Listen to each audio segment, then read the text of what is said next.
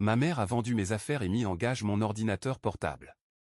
J'ai appelé la police, les fait arrêter et j'ai déposé une ordonnance restrictive. Le dîner de Noël était presque terminé lorsque mon père posa sa fourchette, me regarda directement dans les yeux et dit « Tu es un fardeau et tu ne peux plus vivre avec nous ». Au début, j'ai supposé que j'avais mal entendu. Ma mère laissa échapper un étrange rire nerveux, comme si elle n'était pas convaincue qu'il était sérieux. Mais ensuite, il resta simplement assis là à me fixer, attendant une réaction. La pièce devint silencieuse. Ma jeune sœur Lily se figea, sa fourchette à mi-chemin de sa bouche. Elle me jeta un regard écarquillé, comme si elle ne pouvait pas croire ce qu'elle venait d'entendre. J'avalai la tranche de jambon que j'étais en train de mâcher et posai ma fourchette. « Quoi ? Tu m'as entendu, déclara-t-il. Tu as dépassé la durée de ton accueil. Tu dois partir. » La réalité me frappa. Je restai simplement assis là, essayant de comprendre. J'avais 23 ans, j'avais une carrière stable et j'aurais pu partir depuis longtemps, mais je suis resté parce qu'ils avaient besoin de moi. Je payais la facture d'électricité, l'internet et l'épicerie la plupart des semaines, qu'ils ne pouvaient pas se permettre, car mon père était au chômage depuis des années et ma mère ne travaillait qu'à temps partiel. Je n'étais pas un fardeau. J'étais la raison pour laquelle les lumières restaient allumées dans cette maison. Et maintenant, sans prévenir, on me jetait dehors comme un parasite inutile. Ma mère finit par parler. Peut-être que nous devrions en parler plus tard. Non, l'interrompit mon père. C'est ma maison, je fais les règles et je dis qu'il en a fini ici.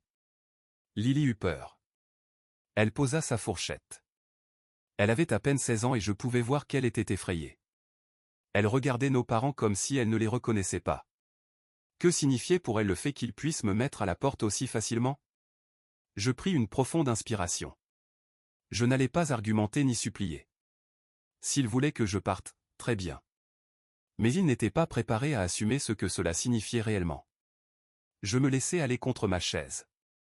D'accord, dis-je. Mon père se redressa comme s'il avait remporté un combat imaginaire. Ma mère semblait toujours mal à l'aise, mais elle ne dit rien. Peut-être qu'elle était sous le choc. Peut-être qu'elle ne se souciait pas autant de moi que je l'avais imaginé. Je me levai, pris mon assiette et la déposai dans l'évier. Je ne voulais pas leur donner la réaction qu'ils attendaient. À la place, je regardai Lily, qui restait tendue et incertaine. Je lui fis un léger signe de tête. Elle était la seule personne à table dont je me souciais encore. Mon père sirota son verre comme si de rien n'était. Ma mère recommença à picorer ses pommes de terre écrasées. Lily continua à me regarder, comme si elle voulait dire quelque chose, mais elle ne le fit pas. Je ne restai pas pour finir le dîner. Je sortis simplement, un adieu silencieux. Cette nuit-là, je me rendis directement dans ma chambre, fermai la porte et commençai à faire mes bagages. Je n'allais pas perdre de temps à comprendre pourquoi ils faisaient cela. S'ils voulaient que je parte, alors je partirais. Cependant, cela signifiait qu'ils allaient perdre tout ce que j'avais payé pour eux. Et je n'étais pas sur le point de les prévenir. Je fis mes bagages en silence, mais je pouvais les entendre parler en bas. La voix de ma mère était basse et terrifiée. Le ton de mon père était autoritaire, comme s'il essayait de la persuader de quelque chose. Je captais des bribes. Il est assez grand. On peut gérer. Il aurait dû partir depuis des années. 1 heure plus tard, Lily frappa à ma porte. J'ouvris et elle se glissa à l'intérieur, refermant derrière elle. Elle semblait bouleversée, ses yeux étaient rouges comme si elle avait pleuré. « C'était quoi, ça ?» dit-elle. « Je ne sais pas », répondis-je en glissant mon ordinateur portable dans mon sac. « Mais je pars demain. » Elle secoua la tête. « C'est insensé. Tu paies tout. Ils ne peuvent même pas se permettre de manger sans toi. Ce n'est plus mon problème. » Lily mordit sa lèvre, tentant visiblement de retenir d'autres larmes. « Où vas-tu aller ? » « Je vais trouver. » La vérité était que j'avais un peu d'argent de côté, mais je n'avais pas prévu de partir si tôt. Il me faudrait trouver un endroit rapidement, peut-être rester chez un ami pendant un moment. Mais je n'étais pas inquiet. Je m'en sortirais. Non. Lily hésita. Est-ce que... Elle s'arrêta elle-même. Je savais ce qu'elle voulait demander. Elle voulait venir avec moi. Mais elle était encore au lycée, et aussi mal que je me sentais de la laisser derrière, je ne pouvais pas l'emmener. Tu sais qu'il ne laisserait jamais faire ça. Oui. Murmura-t-elle en baissant les yeux.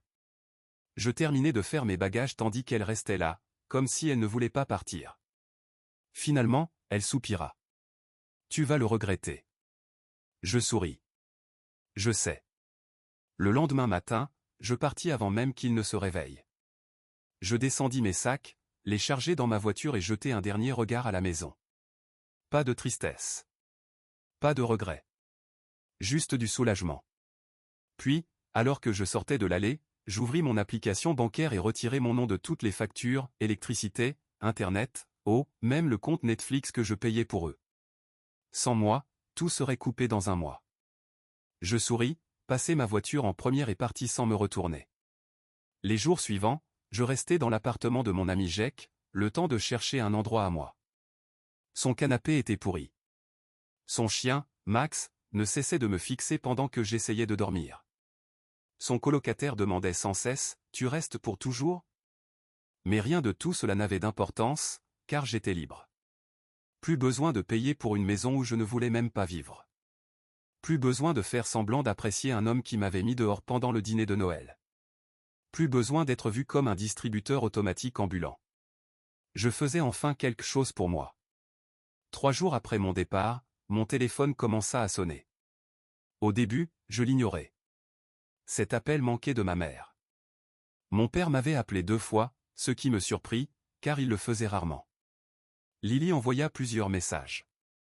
Je les ignorais aussi, jusqu'à ce qu'elle en envoie un qui me fit sourire, il panique. L'électricité a été coupée. Il pensait vraiment que les factures allaient se payer toutes seules puis un autre message arriva, papa devient fou. Il dit que tu as fait quelque chose à la maison. Oh, cela devenait encore meilleur.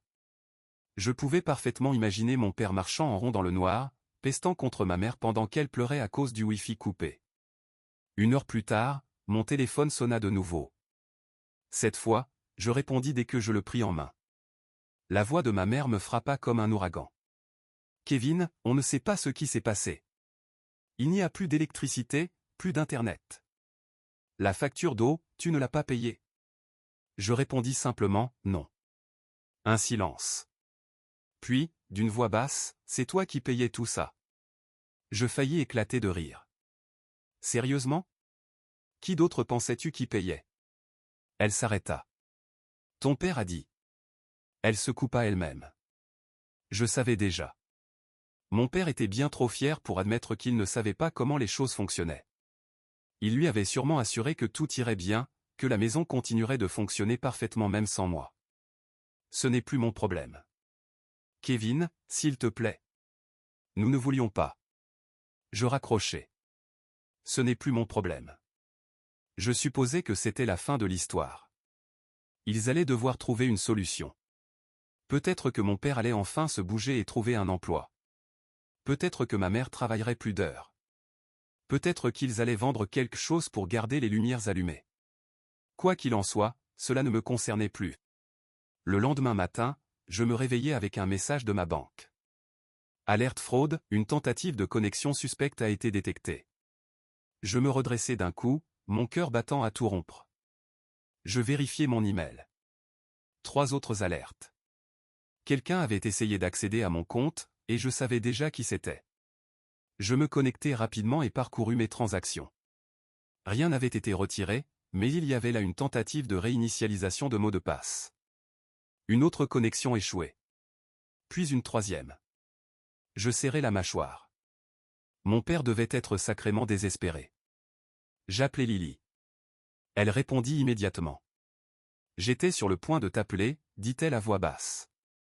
Papa panique complètement. Il n'arrête pas de hurler à propos de l'argent.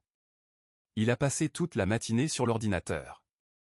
Je respirai brusquement. Il essayait de se connecter à mon compte bancaire. Un silence s'installa avant qu'elle ne jure tout bas. Est-ce qu'il a mes anciens mots de passe, demandai-je. Probablement, admit-elle. Tu sais comment maman les gardait dans ce petit carnet à côté de l'ordinateur. Je le savais. Mon père avait dû fouiller dedans, pensant que j'étais assez stupide pour continuer à utiliser les mêmes mots de passe qu'au lycée. Kevin. La voix de Lily était à peine un murmure. Elle tremblait. Il est vraiment en colère. Je crois. Elle s'arrêta. J'entendis des cris en arrière-plan. La voix tonitruante de mon père. Le claquement des portes. Les sanglots de ma mère. Puis Lily reprit, d'une voix tremblante, « Je crois qu'il va faire quelque chose de stupide. » Ces mots me glacèrent le sang. « Qu'est-ce que tu veux dire ? » « Qu'est-ce qu'il a dit ?» demandai-je en serrant mon téléphone plus fort. Elle baissa la voix. « Il dit que tu nous as ruinés. Que tu as fait ça exprès pour le détruire. Il parle d'appeler la police. » Je faillis éclater de rire. « Pourquoi ? Ne pas payer 16 factures ? » « Je ne sais pas, » souffla-t-elle. Il perd complètement la tête. Maman pleure et dit qu'elle va te parler, mais il ne veut rien entendre. Il ne cesse de répéter que tu ne vas pas t'en tirer comme ça. Kevin, je crois qu'il veut s'en prendre à toi. Ces mots me firent perdre mon sourire. Je m'attendais à ce que mon père devienne désespéré, qu'il supplie, peut-être même qu'il essaie de me faire culpabiliser. Mais imaginez qu'il chercherait à se venger de moi ? C'était un tout autre niveau de folie. Verrouille tout. Barre ta porte, lui ordonnai-je. S'il fait quelque chose de stupide, appelle-moi. Je raccrochai et changeai immédiatement tous mes mots de passe, compte bancaire, email, service de streaming, même mon identifiant Amazon. Ensuite, j'appelai ma banque pour signaler la tentative de piratage. Ils avaient sécurisé mon compte si fermement que j'eus moi-même du mal à me reconnecter pendant plusieurs heures. Je pensais que c'en était fini. J'avais complètement tort. Ce soir-là, Jake et moi étions dans son appartement, en train de jouer à un jeu idiot sur Xbox. Puis, bang. Quelqu'un frappa violemment à la porte. Jake mit le jeu en pause. Tu attends quelqu'un. Je n'attendais personne. Un mauvais pressentiment me saisit aussitôt. Je me levai, marchai jusqu'au Judas et mon estomac se retourna. C'était mon père.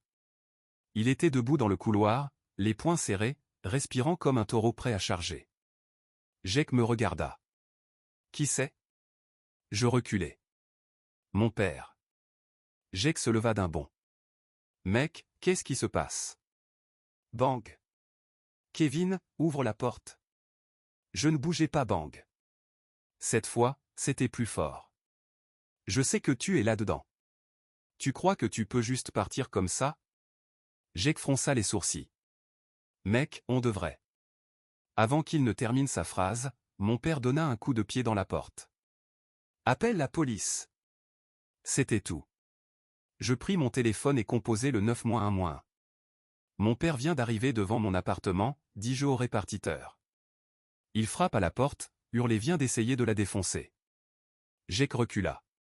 Kevin, c'est dingue. Je croisai son regard. Ouais. Je sais. Je gardai le téléphone à mon oreille pendant que mon père continuait à hurler. Petit ingrat.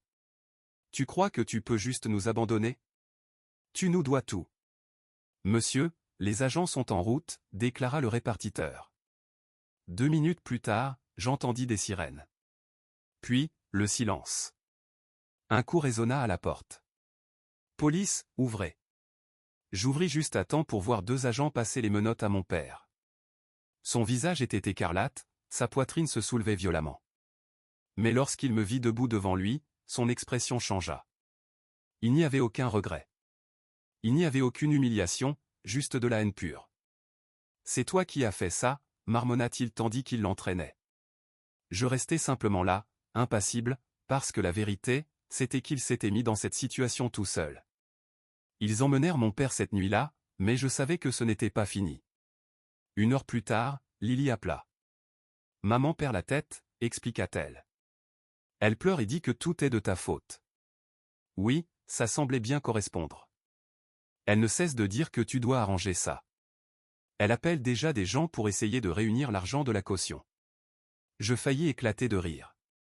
Avec quel argent ? Silence. Parce que nous savions tous les deux qu'il n'en avait pas. Pas d'électricité, pas d'internet, pas d'économie, et maintenant plus de figures paternelles pour crier sur tout le monde et faire semblant d'être aux commandes. Sans moi, il coulait rapidement. J'aurais dû me sentir mal, mais tout ce que je ressentais, c'était du soulagement. Garde un œil sur elle, conseillai-je à Lily. Si elle fait quelque chose de fou, appelle-moi. Le lendemain matin, Lily m'envoya un message. Maman vend tes affaires. Je me figeai. Puis, j'appelai immédiatement. Elle décrocha aussitôt, sa voix tranchante. Je t'ai dit de réparer ça. Tu vends mes affaires? Un silence. Puis, avec froideur, nous avons besoin d'argent, Kevin.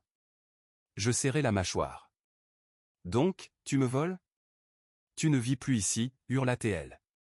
Tu as laissé tout ça derrière toi. C'est dans notre maison, donc ça nous appartient. Il n'y avait aucun regret, aucune culpabilité. Juste de la suffisance. J'appelle la police. Ne fais pas ça. Je raccrochai. Puis, j'appelai la police. 2 heures plus tard, je reçus un appel en retour. Nous avons parlé à votre mère, déclara l'agent. Elle n'était pas contente, mais elle a accepté de garder vos affaires jusqu'à ce que vous puissiez venir les récupérer. J'envoyai un message à Lily. J'arrive. Mais j'aurais dû comprendre qu'il n'était pas prêt. Parce que lorsque j'arrivai devant la maison, quelque chose me fit un coup au ventre. Ma voiture. Elle était garée dans l'allée. Elle n'aurait pas dû être là. Je l'avais laissée chez Jack. J'éteignis le moteur, mon cœur battant fort. Ma voiture n'était pas simplement là. Elle avait été conduite. Le siège avant était incliné en arrière, comme si quelqu'un s'y était installé. La boîte à gants était ouverte. Et, pire que tout, le réservoir était presque vide. Je serrai le poing. Ils avaient volé ma voiture. Avant même que je puisse sortir, la porte d'entrée s'ouvrit brusquement. Ma mère sortit, les bras croisés. « Tu as appelé la police contre moi », lança-t-elle. « Tu as volé ma voiture », répliquai-je. Elle ricana. Elle était juste là, tu ne l'utilisais pas, je la fixais, essayant de comprendre l'absurdité de cette logique. C'est ma voiture. Comment avez-vous mis la main dessus? Elle ne répondit pas. Mais je savais déjà. Ils avaient un double des clés. Maman, dis-je, d'une voix dangereusement calme. Si tu ne me rends pas ma clé, j'appelle la police. Encore. Son expression vacilla un instant. Puis, sans un mot, elle fit demi-tour et rentra à l'intérieur. 1 minute plus tard, elle revint et me lança la clé. Elle heurta ma poitrine avant de tomber sur l'herbe, elle cracha. Heureux. Je ramassai la clé, essayant de ne pas me laisser envahir par la colère. Je prends mes affaires, et ensuite je pars pour de bon. Je passai devant elle et entrai dans la maison. Lily m'attendait dans le hall, l'air nerveux. Elle a pris ton ordinateur portable et l'a mis en gage, murmura-t-elle. Je fermai les yeux. Inspire. Expire. Puis, je me tournai vers ma mère. Où est mon ordinateur? Elle leva le menton. Je t'ai dit que nous avions besoin d'argent. C'était la goutte de trop. Je sortis mon téléphone, composai le 911 pour la 2e fois cette semaine et la laissai regarder. Oui, je veux signaler un véhicule volé et des biens volés, déclarai-je en la fixant droit dans les yeux. Ma mère vient d'admettre qu'elle a mis en gage mon ordinateur portable sans mon autorisation. Son visage perdit toute couleur. Cette fois, c'était elle qui devait faire face à la police. Elle se crispa en réalisant que je ne bluffais pas, « Tu ne peux pas faire ça », marmonna-t-elle d'une voix basse. Je suis ta mère.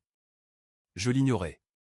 Oui, officier, j'ai la preuve qu'elle a reconnu avoir pris mes affaires et les avoir mises en gage, déclarai-je calmement au téléphone. Je veux porter plainte. Lily resta figée, son regard passant de moi à notre mère. Les mains de cette dernière tremblaient maintenant. Elle semblait complètement sous le choc, comme si elle avait cru pouvoir me pousser à bout encore et encore sans que je riposte. « Kevin » dit-elle encore. Cette fois, doucement, presque en suppliant. Nous sommes en difficulté. Ton père est en prison. Je n'avais pas le choix. Tu avais un choix, répondis-je. Tu aurais pu travailler plus. Tu aurais pu vendre tes affaires. Tu aurais pu demander de l'aide au lieu de me jeter comme une ordure. Elle cligna des yeux rapidement, son visage se tordit. J'étais en colère. Je ris. Ouais, moi aussi. Des sirènes retentirent à l'extérieur. Ma mère sursauta. Quelques minutes plus tard, 2 agents franchirent la porte. « Monsieur, vous avez appelé pour un vol » demanda l'un d'eux. J'acquiesçai et pointai ma mère du doigt. Elle a pris mon ordinateur et l'a mis en gage. Je veux porter plainte. Ma mère écarquilla les yeux, comme si je venais de la poignarder. Kevin, ne fais pas ça. Les agents se tournèrent vers elle. Madame, est-ce vrai? Elle hésita, son regard oscillant entre moi, Lily et les policiers. Je pouvais la voir réfléchir, tentant d'évaluer si elle pouvait s'en sortir avec un mensonge. Puis, Lily prit la parole. Elle lui a dit elle-même juste avant qu'il vous appelle. Ma mère tourna brusquement la tête vers Lily avec une telle rapidité que cela en était presque effrayant. Petite. Madame, l'interrompit un des policiers, avez-vous un reçu du prêteur sur gage? Son visage s'effondra. Elle savait ce qui allait suivre, mais il ne te reste que 2 ans avant d'avoir 18 ans. Elle hocha la tête, les yeux embués de larmes. Je vais bien. Je vais juste rester silencieuse et baisser la tête. Appelle-moi si quelque chose se passe. Elle hocha encore la tête. Puis des phares apparurent sur la route. Une voiture tourna dans notre rue. Mon estomac se serra. C'était mon père. Il se gara juste au moment où je démarrais le moteur. Il n'eut presque pas le temps de réagir avant que je ne passe en marche arrière et sorte dans la rue. Il me fixa avec de la haine dans les yeux, comme s'il s'apprêtait à s'approcher et à tenter quelque chose. J'abaissai ma fenêtre juste assez pour que ma voix porte. Si tu essaies encore de m'approcher, je déposerai une ordonnance restrictive. Ses poings se serrèrent. Tu crois que tu es meilleur que nous? Je souris. Je sais que je le suis. Puis je m'éloignai. C'était la dernière fois que je les voyais. J'ai bloqué les numéros de mes parents, changé mes informations financières, déménagé et je ne me suis jamais retourné. L'indépendance de Lily. Lily a tenu bon pendant 2 ans, comme elle l'avait promis. Elle est partie dès qu'elle a eu 18 ans. Elle a emménagé chez une amie et est partie à l'université. Nous parlons encore tout le temps. Les conséquences. Mon père n'a jamais trouvé de travail. Ma mère a perdu la maison 1 an plus tard. Ils ont erré pendant un moment, détruisant leur relation avec la famille. Et la dernière fois que j'ai entendu parler d'eux, ils louaient un appartement délabré dans un quartier pauvre. Ils ont essayé de me recontacter. Des messages sur Facebook, des appels inconnus, même des lettres. Je n'ai jamais répondu. Parce qu'ils avaient fait leur choix lors du dîner de Noël. Et moi, j'avais fait le mien, merci d'avoir regardé. Si vous n'êtes pas encore abonné, n'hésitez pas à le faire et à activer la cloche de notification pour rester informé des histoires vraies les plus choquantes qui se déroulent autour de vous.